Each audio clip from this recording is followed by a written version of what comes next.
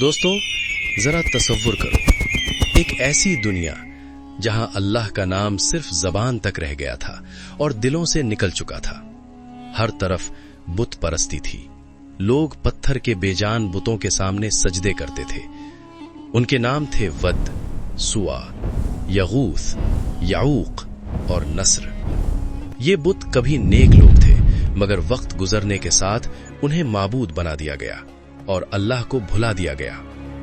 اس اندھیری دنیا میں اللہ تعالیٰ نے ایک ایسے انسان کو چنا جو تنہا تھا، مگر اس کا ایمان پہاڑوں سے زیادہ مضبوط تھا۔ حضرت نوح علیہ السلام، انسانی تاریخ کے پہلے رسول جنہیں پوری قوم کی طرف بھیجا گیا۔ قرآن میں سورہ نوح کے اندر اللہ بتاتے ہیں کہ نوح علیہ السلام نے اپنی قوم کو پکار کر کہا، اے میری قوم، اللہ کی عبادت کرو، اس کے سوا تمہارا کوئی معبود نہیں، مجھے تم پر ایک دردناک عذاب کا خوف ہے۔ دوستو، یہ کوئی چھوٹی بات نہیں تھی، یہ ایک انسان کا پوری سوسائٹی کے خلاف کھڑے ہو جانا تھا۔ سردار، امیر، بزرگ، روایات سب اس کے مقابلے میں تھے، مگر نوح علیہ السلام نے دعوت چھوڑی نہیں۔ دن کو بھی سمجھایا، رات کو بھی، کھلے عام بھی، چپ کر بھی۔ قرآن بتاتا ہے کہ یہ سلسلہ 950 سال تک چلا۔ سوچو، 950 سال، نہ سوشل میڈیا، نہ فالوورز، نہ تالیاں، صرف طنز، ہنسی اور تنہائی۔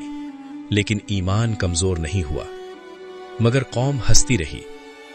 تو ہم جیسا ہی انسان ہے، کیا ہم اپنے باپ دادا کا دین چھوڑ دیں؟ ان کے سرداروں نے کہا، یہ سب جھوٹ ہے، اگر سچے ہو تو عذاب لا کر دکھاؤ۔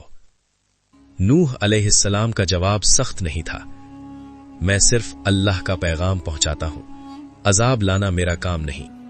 قرآن کے مطابق قوم کے لوگ کہتے تھے، اے نوح، تو پاگل ہو گیا ہے، تیرے ساتھ صرف غریب اور کمزور لوگ ہیں۔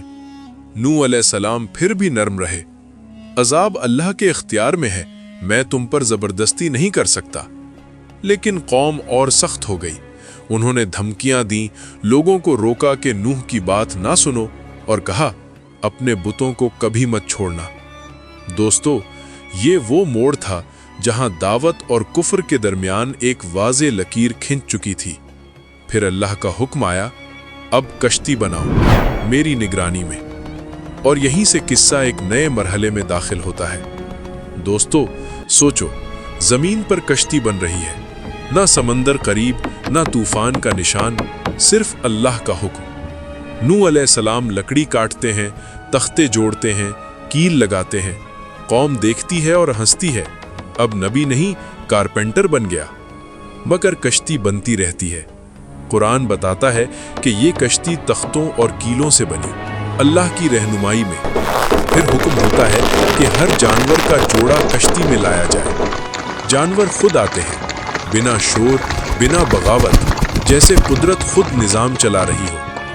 دوستو، یہ خاموشی طوفان سے پہلے والی خاموشی تھی۔ دوستو، پھر وہ دن آ گیا، آسمان سے پانی ٹوٹ پڑا، زمین سے چشمے پھوٹ نکلے، لہریں پہاڑوں جیسی ہو گئی۔ نوح علیہ السلام کشتی میں سوار ہوئے اور کہا، بسم اللہ مجریہا و مرساہا۔ ان کا بیٹا جو ایمان نہیں لایا تھا پہاڑ پر چڑھ گیا۔ نوح نے پکارا، بیٹا، آج اللہ کے عذاب سے کوئی پناہ نہیں، مگر لہر بیچ میں آ گئی، بیٹا ڈوب گیا۔ اللہ نے فرمایا، وہ تیرے گھر والوں میں سے نہیں، اس کا عمل ٹھیک نہیں تھا۔ دوستو، یہ ایمان کی قیمت تھی۔ پھر پانی اترنا شروع ہوا، کشتی کوہ جودی پر ٹھہر گئی۔ اللہ نے کہا، اے زمین، اپنا پانی نگل لے، اے آسمان، رک جا۔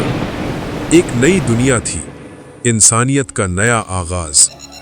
نوح علیہ السلام نے سجدہ کیا، شکر ادا کیا، اور یہ قصہ بن گیا، ایمان کی فتح اور کفر کے انجام کی زندہ مثال۔ دوستو، یہ کہانی صرف تاریخ نہیں، یہ آج کے لیے بھی پیغام ہے۔ اگر یہ قصہ دل تک پہنچا ہو تو اسے آگے پہنچانا تمہاری ذمہ داری ہے۔ اللہ حافظ۔